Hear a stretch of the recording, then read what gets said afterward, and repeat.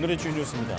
인구 감소로 인해 초등학교가 잇따라 문을 닫는 가운데 올해 전국 초등학교 입학생 수가 30만 명대로 떨어질 가능성이 커졌습니다. 내후년에는 20만 명대까지 줄어들 것으로 예상되는데 일각에서는 저출산 대책의 결과로 올해 출생아 수가 반등할 것이라는 전망도 나오고 있습니다.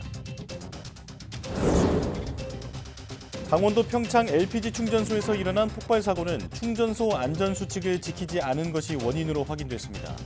정부는 다음 달까지 전국 모든 LPG 충전소를 대상으로 특별 점검을 벌이고 벌크로리 충전소도 불시 점검으로 수칙 준수 여부를 단속할 예정입니다.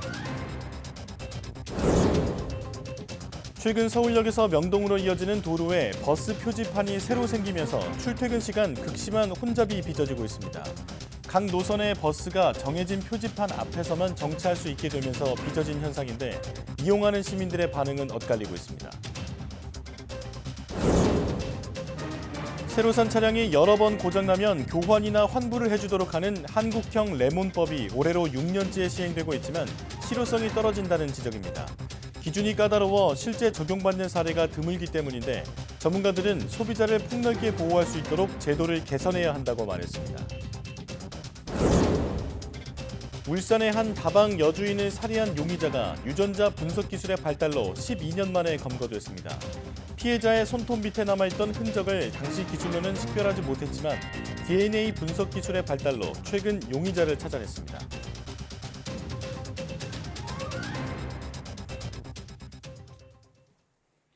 여러분 안녕하십니까? 1월 5일 사이언스 투데이입니다. 어제 전국에서 초등학교 예비 소집이 있었습니다만 학생 수가 줄어 상당히 한적했는데요. 초등학생 입학생은 올해 처음으로 30만 명대로 떨어질 가능성이 크고 내후년엔 다시 20만 명대까지 줄어들 것으로 보입니다. 인구 감소로 인한 폐교도 줄을 잇고 있습니다. 김연아 기자입니다. 초등학교에 새 친구들이 찾아왔습니다. 고사리 손으로 엄마를 꼭 잡고 앞으로 다니게 될 학교를 이리저리 둘러봅니다. 학교에 오니까 교실도 좋고 책상도 좋고 앞으로 열심히 공부할 거예요. 친구들이랑 축구를 하고 싶어요. 한 품에 안기던 아기가 어느덧 학생이라니 곧 학부모가 될 엄마 아빠도 설레기는 마찬가지입니다. 지금 첫 아이라 학교를 보낸다는 게 너무 설레이고 어떤 일들이 펼쳐질지 모르겠지만 늘 좋은 선생님들과 좋은 친구들이 기다리고 있을 거라고 믿고 하지만 올해 초등학교 교정은 한층 한산해질 전망입니다. 서울의 초등학교 예비 소집 대상자는 처음으로 5만 명대로 떨어졌는데 2022년 7만 명대에서 지난해 6만 명대, 올해는 5만 명대까지 가파르게 감소하고 있습니다. 전국적으로도 초등 입학생 수는 2009년 이후 15년 만에 40만 명대가 무너질 가능성이 커졌습니다. 문제는 2015년 이후 출생아 수가 가파르게 감소해 학교 붕괴가 가속하고 있다는 겁니다. 취약 유예나 면제자를 감안하면 불과 2년 뒤 초등 신입생 수는 20만 명대까지 떨어질 가능성이 큽니다. 인구 감소 여파는 이제 대도시도 예외가 아니라서 지난해엔 부산에서도 처음으로 신입생이 없어 휴교하는 학교가 나왔고 서울에서도 한 곳이 폐교했습니다. 올해도 전국에서 10개 학교가 폐교합니다. 저희가 한계로 느끼는 것은 이게 교육 안에서의 문제를 해결할 수 없기 때문에 도시형 캠퍼스라든가 이런 것 자체가 그 학교를 유지하기 위한 그 노력의 이제 하나라고 볼 수 있고요. 또 늘봄학교라든지 학생이 줄면 교원 수도 줄고 상황이 심각한 지역에선 인구 유출의 원인까지 됩니다. 결국 맞춤형 수업이나 고교 학점제 등 교육 정책을 추진하는데도 한계가 생기고 지역별 교육 격차도 커질 수밖에 없어 대책 마련이 시급해 보입니다. YTN 김현아입니다. 보신 것처럼 우리나라의 국가적으로 경제적으로도 가장 큰 문제는 저출산입니다.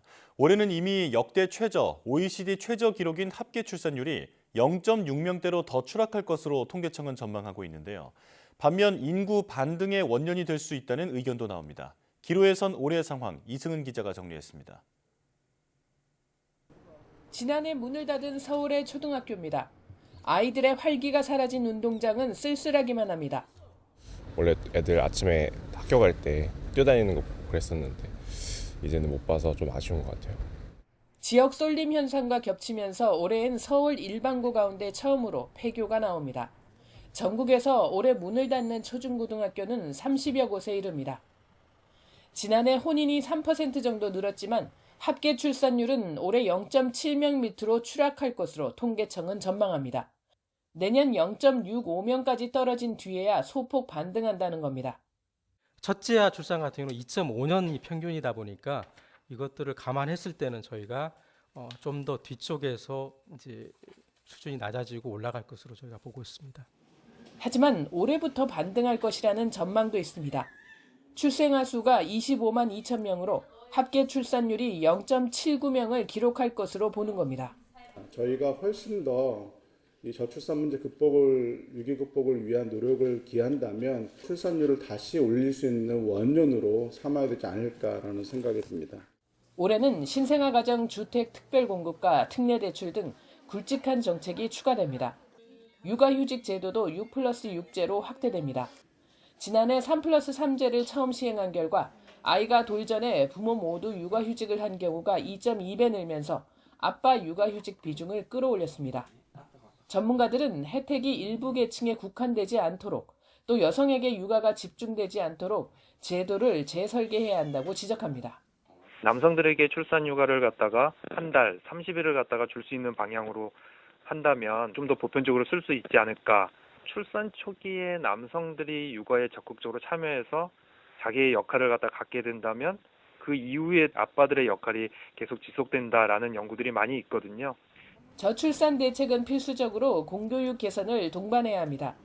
2022년 사교육비 총액이 26조 원으로 역대 최대를 기록한 상황에서 출산율 하락의 26%는 사교육비 증가가 원인이라는 연구 결과도 있습니다. 자녀들의 과외비나 교육비가 많이 들어서 먹고 살기도 바쁜데 그냥 무슨 2세까지 생각하냐. 2021년부터 5년간 적용되는 4차 저출산 고령사회 기본계획에 따라 편성된 예산은 51조 원. 이 가운데 실질적인 저출산 대응 예산은 20조 원에 불과합니다. 재원 마련 방안이 포함된 실질적인 처방이 나와야 한다는 목소리가 많습니다. YTN 이승은입니다. 정부가 올해부터 출생아에 지급하는 첫 만남 이용권 바우처 금액을 둘째 아이부터 100만 원 늘리기로 했지만 출산 장려 기대 효과가 크지 않다는 연구 결과가 나왔습니다. 육아정책연구소가 첫 만남 이용권을 쓴 2,000명을 대상으로 바우처 금액이 확대되면 추가로 자녀를 낳을 계획이 있는지 물었더니 37.7%가 부정적인 답변을 내놓았습니다. 이는 1년 전보다 10%포인트 늘어난 수치로 긍정적인 응답은 8.7% 감소해 46.4%에 그쳤습니다. 집단 심층 면담 조사에서도 대상자들은 첫 만남 이용권이 기분 좋은 정책이라고 답했지만 이로 인해 추가로 출산할 계획이 있는 사례는 한 건도 없었습니다. 첫 만남 이용권은 자녀 출생 초기 양육비 부담을 줄여주기 위한 것으로 올해는 첫째 200만 원, 둘째부터는 300만 원씩 바우처로 지급됩니다. 일본 하네다 공항에서 일어난 항공기 충돌 사고는 해상보안청 항공기가 관제사의 지시를 어기고 활주로에 진입하면서 일어난 것으로 드러났습니다. 활주로 진입 허가를 받지 않았는데 기장이 받은 것으로 착각했을 것이란 가능성이 제기됐습니다. 황보연 기자가 보도합니다. 지난 2일 오후 5시 47분 일본 하네다 공항 C 활주로로 착륙하는 일본 항공 여객기에 갑자기 불이 붙었습니다. 활주로에 멈춰 서 있던 해상보안청 항공기를 추돌하면서 벌어진 일입니다. 왼쪽 날개에 불이 붙은 것을 안에서 본 승객들은 공포와 불안에 술렁입니다. 연기까지 올라오기 시작하자 여기저기서 비명이 터져 나옵니다.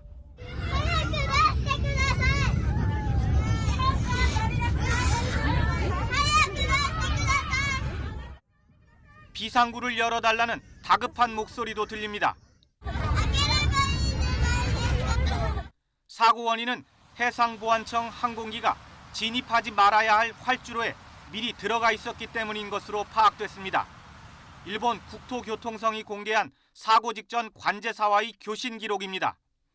관제사가 C 활주로 진입을 허가하자 일본항공 여객기 측은 지시에 따르겠다고 답했습니다.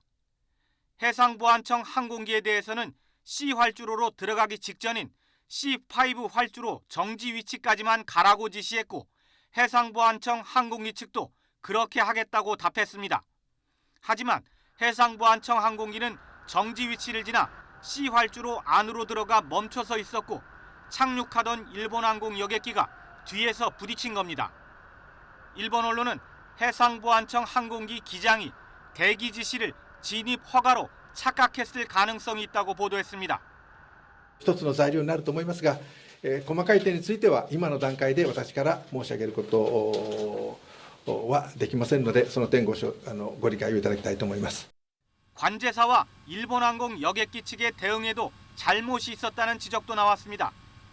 해상보안청 항공기가 지시를 어기고 이미 활주로에 진입해 멈춰서 있던 것을 관제사와 일본항공 여객기 조종사 모두 전혀 인지하지 못한 것은 문제라는 겁니다. YTN 황보현입니다. 새해 첫날 일본을 강타한 지진의 아찔한 순간을 포착한 영상이 계속 올라오고 있습니다. 이번에는 산사태로 집까지 쓸려 내려오는 긴박한 상황입니다. 신웅진 기자의 보도입니다. やばい、こっち来いって。倒れてきとるって。崩れとる。水が崩れた。짐을 싸서 대피하던 일가족 앞에 믿을 수 없는 광경이 펼쳐집니다. 시커먼 흙더미가 파도처럼 밀려들면서 집까지 통째로 떠내려옵니다. 깔리지 않으려면 마을 아래쪽으로 피해야 합니다.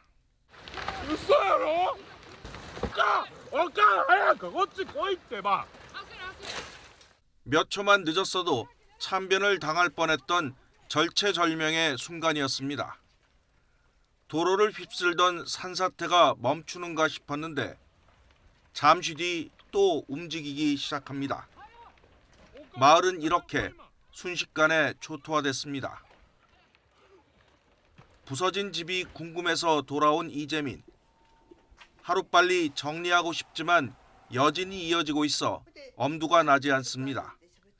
그저 목숨을 건진 것에 감사할 따름입니다. これが要注意です。なんでって言ったらちょっと固まってきてるんですよ。余震でちょっとずつね。だからここは要注意です. 이번 지진으로 이시카와현에서만 주택 261채가 파손된 것으로 집계됐습니다. 직격탄을 맞은 와지마시 등에서는 아직 정확한 주택 피해 규모가 확인되지 않았는데 실종된 주민 상당수는 무너진 건물에 깔려 있을 것으로 우려됩니다. YTN 신웅진입니다. 이번 일본 강진의 여파로 31년 만에 지진 해일이 발생하면서 동해안 주민들의 불안감도 커지고 있습니다. 지진 해일에 대비해 대피 시설을 지정해 놓았지만 어디에 있는지 모르는 경우가 태반이고 안내 표지판도 허점투성입니다. 송세혁 기자가 현장을 점검했습니다. 새해 첫날 규모 7.6 일본 지진 여파로 가장 먼저 지진 해일이 관측된 강릉 남항진항 해변. 첫 지진 발생 후 1시간 50분 만에 도달한 겁니다. 지진 해일 대피소는 해변 근처 한 결혼식장. 하지만 관광객은 물론 주민조차 대피소가 어디에 있는지 모릅니다. 그 자체에 대피소는 없어요. 여기 거주하신 지는 얼마나 되셨나요? 28년 됐다니까요. 통장도 했어요, 통장도. 인근 강릉 경포 해변. 대피소 안내 표지판은 바로 앞 대형 호텔 대신 1.2km 떨어진 다른 호텔을 안내합니다. 최신 정보가 반영되지 않은 겁니다. 더욱이 안내대로라면 언제 해일이 덮칠지 모를 해안도로를 따라 걸어야 합니다. 지진 해일 안내 표지판도 턱없이 부족합니다. 300km가 넘는 강원 동해안 지역에 설치된 안내 표지판은 불과 148개. 가장 큰 어항인 강릉 주문진항에서조차 안내 표지판을 찾아보기 어려울 정도입니다. 이곳 강릉 강문해변 300여 미터 구간에서 대피로 표지판이 설치된 장소는 단 2곳입니다. 이마저도 이렇게 크기가 작은 데다 다른 표지판들 사이에 있어 제대로 볼 수 있을지 의문입니다. 대피소를 안내하는 정보 시스템을 수시로 업데이트하고 대피소로서의 역할을 제대로 할 수 있도록 관리할 필요가 있습니다. 31년 만에 지진의 일 발생으로 동해안이 지진의 일 안전지대가 아니라는 점이 다시 확인된 만큼 대피 시설과 체계에 대한 점검이 시급해 보입니다. YTN 송세혁입니다. 지난 1일 일어난 강원도 평창군 LPG 충전소 폭발 사고 조사 결과 충전소에서 안전수칙을 지키지 않은 것으로 확인됐습니다. 산업통상자원부는 어제 LPG 업계 관계자들과 간담회를 열고 사고 현장 긴급 점검 결과 충전소 내 안전수칙 미준수 문제가 확인됐다면서 다음 달 29일까지 전국 모든 LPG 충전소를 대상으로 특별 점검을 벌인다고 밝혔습니다. 또 특별 점검 후속 조치로 다음 달부터 벌크로리 충전소에 대한 불시 점검을 벌여 안전수칙 이행 여부를 단속할 예정입니다.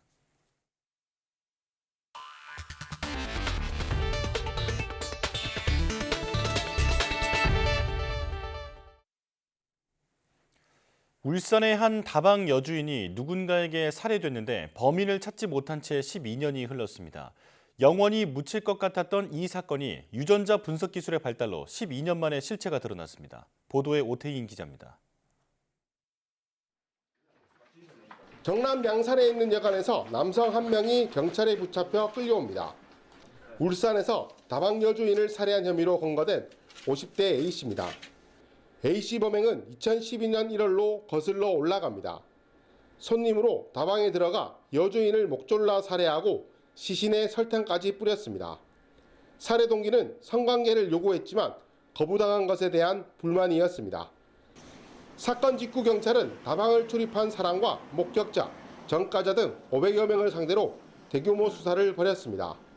또 CCTV와 통신기지국 자료까지 분석했지만 용의자가 누군지 특정하지 못했습니다. 일용직들이 참 많이 드나들었잖아요. 그러니까 여기에 뭐 수십 명이 그때 다 조사받으러 나가고 그랬으니까 조금 살벌하다 해야 될까 조금 무섭고 좀 분위기가 좀 그랬지요. 저항하던 피해자 손톱 밑에는 조그만 살점이 남았지만 당시 기술로는 주인을 가려내지 못했습니다. 피해자와 A씨 DNA가 뒤섞인 탓에 분석이 어려웠던 겁니다. 하지만 경찰과 국립과학수사연구원은 수사를 이어갔고 DNA 증폭 기술 덕에 주인을 밝혔습니다. DNA를 조회해보니 범인은 다른 다방에서 여주인을 폭행하고 징역을 살았던 A씨였습니다. DNA 증거와 범죄 심리 분석관 면담이 자백을 끌어내는 데 결정적인 역할을 했습니다. 호남 유전자에서 남성 유전자 분리가 됐고 13년도에 이 피해자가 언양에 있는 모 다방에서 여주인을 폭행하면서 구속된 사건이 있었는데 거기에서 확보된 유전자하고 일치한다는 저희가 통보를 받았습니다. 자칫 범인을 찾지 못한 채 미궁에 빠질 뻔했던 울산 다방 여주인 살해 사건. 경찰의 끈질긴 수사와 DNA 분석 기술 발달로 영원히 미제에 남을 뻔한 사건을 해결하게 됐습니다. YTN 오태인입니다. 서울역에서 명동으로 이어지는 도심 한복판은 평소에도 많은 인파가 몰리는 곳인데요. 최근 들어 이 일대에서 출퇴근 시간마다 극심한 혼잡이 빚어지고 있습니다. 그 이유가 뭔지 임예진 기자가 다녀와 봤습니다. 서울역에서 명동까지 이어지는 도로가 차량으로 꽉 막혔습니다. 숭례문에서 명동까지 1km를 가는데 무려 1시간. 차라리 15분 만에 걸어가는 게 더 빠릅니다. 평소에도 통행량이 많은 곳이지만 최근에는 이렇게 퇴근길 붐비는 시간을 넘겨서도 도로가 마비될 정도입니다. 원래 6시 퇴근하면 집에 가면은 늦어도 한 7시 40분 기다리고 하는데 지금 8시 반 이후에 도착해요. 버스가 한 줄 서기를 하고 있는데 이렇게 비어 있어도 버스가 저기서 쓰고 있으면 이 앞에 못 오는 거예요. 시민들이 지목하는 교통 대란의 원인은 바로 버스 표지판.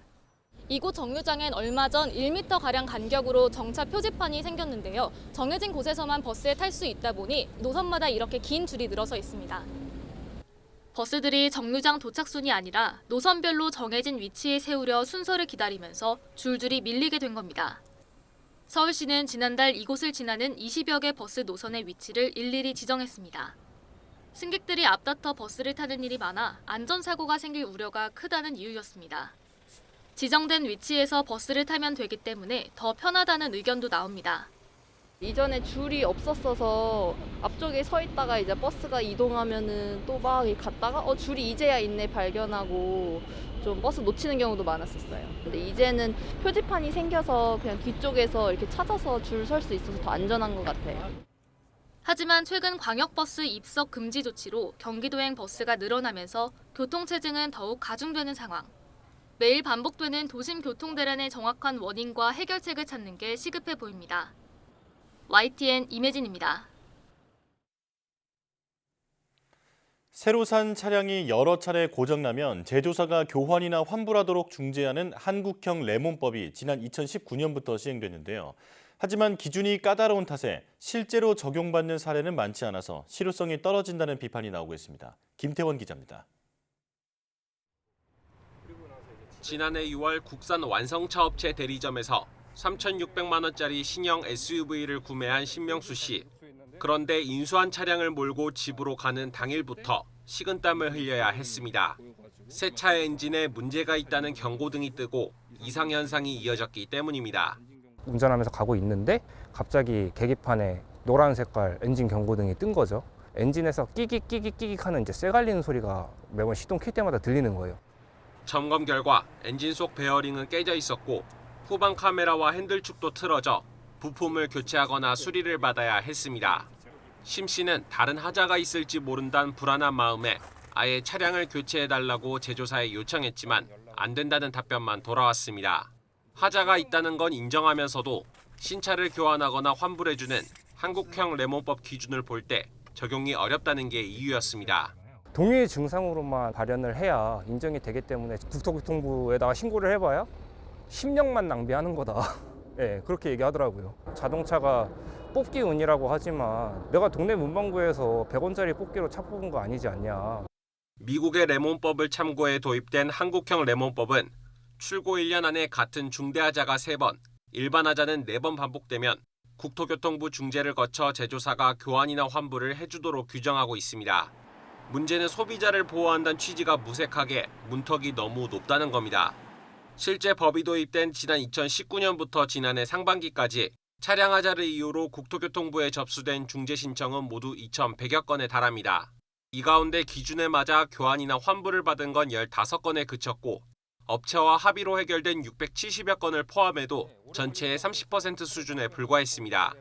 나머지는 불안감을 안고 문제 있는 신차를 고쳤을 수밖에 없는 겁니다.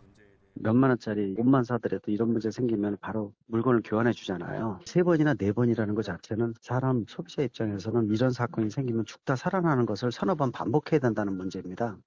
이에 대해 국토교통부 관계자는 중재는 법적 강제 절차인 만큼 판단 기준도 엄격할 수밖에 없고 제도 도입 당시 미국 여러 주의 기준을 두루 고려해 결정했다고 설명했습니다. 하지만 전문가들은 자동차의 안전성이 생명과 직결된 문제인 만큼 소비자를 더 폭넓게 보호하는 방향으로 제도를 개선할 필요가 있다고 지적합니다. YTN 김태원입니다. 미국의 13살 소년이 블록 쌓기 게임 테트리스를 끝판까지 깨는 세계 첫 기록을 세웠습니다. 미 오클라호마주에 사는 13살 윌리스 깁스는 현지 시간 2일 올린 유튜브 영상에서 지난달 21일 닌텐도 원조 버전 테트리스를 38분가량 이어간 끝에 게임이 멈춰선 장면을 올렸습니다. 이는 게임이 최고 레벨에 도달해 더 이상 코딩을 하지 못한 채 멈춰서는 킬 스크린 상태가 된 것으로 점수 칸에는 99만 9,999점이 표시됐습니다. 지금까지 테트리스를 끝판까지 달성한 것은 인공지능밖에 없습니다. 올해 40주년을 맞은 고전 게임인 테트리스는 그동안 여러 버전으로 변형돼 인기를 끌어왔으며 깁슨이 한 게임은 원조 버전입니다.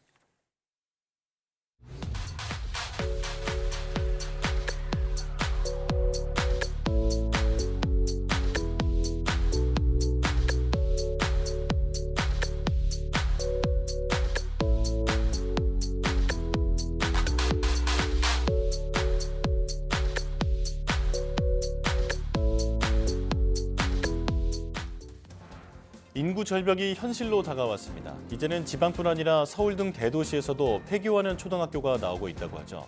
학생이 없으면 맞춤형 수업이나 고교 학점제 등 더 나은 교육을 위해 마련해 놓은 정책도 소용없을 겁니다. 저출산 해결을 위한 근본적인 대책과 함께 이미 현실이 된 학령 인구 감소에 대한 교육 정책도 다시 점검해 볼 필요가 있겠습니다. 뉴스 마칩니다. 고맙습니다.